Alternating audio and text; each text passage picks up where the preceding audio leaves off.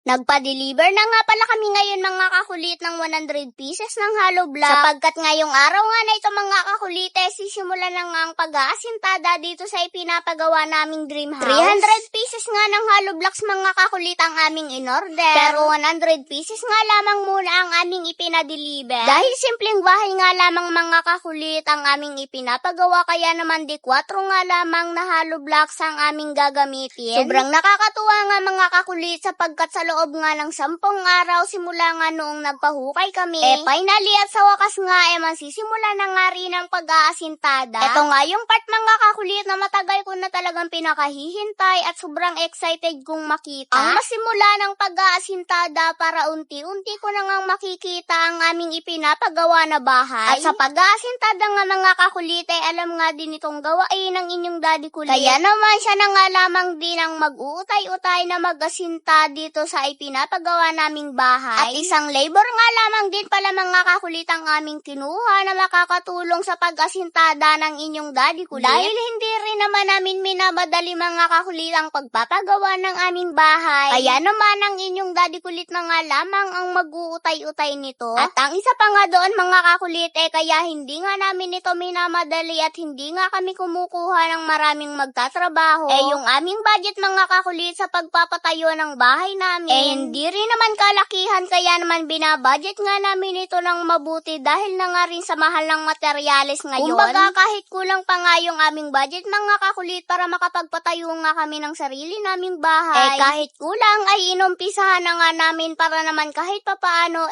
meron nga kaming inumpisahan. At ngayong naumpisahan na nga ito mga kakulit uutay-utay naman namin ito hanggang sa matapos. Dahil ang plano nga namin mga kakulit once na masintahan na nga ito at malagyan ng bubong, kahit wala ngang palitada at walang flooring, lilipat na nga kaagad kami dito. Para yung iuupa nga namin mga kakulit, ibibili na nga lamang namin ng materyales para nga dito sa ipinapagawa naming bahay. Sayang pa din kasi mga kakulit yung aming iuupa na 2,000 kada buwan. Na kung dumating ang time na pwede na nga namin itong lipatan, lilipat na nga kaagad kami. Pwede naman siguro mga kakulit na habang nakatira nga kami dito, merong gumagawa. At malamang mga kakulit na ang inyong daddy kulit ang magpapatuloy pa rin nga dito sa paggagawa. Buti na nga lamang din mga kakulit na ang inyong daddy kulit nga marunong nga din ng ganitong klase ng trabaho. Kaya naman kahit papaano nakakatipid nga kami sa aming iuupa. So yun lamang mga kakulit at naksaya ko na naman ng 3 minuto ng inyong panonood sa amin. At abangan nyo na nga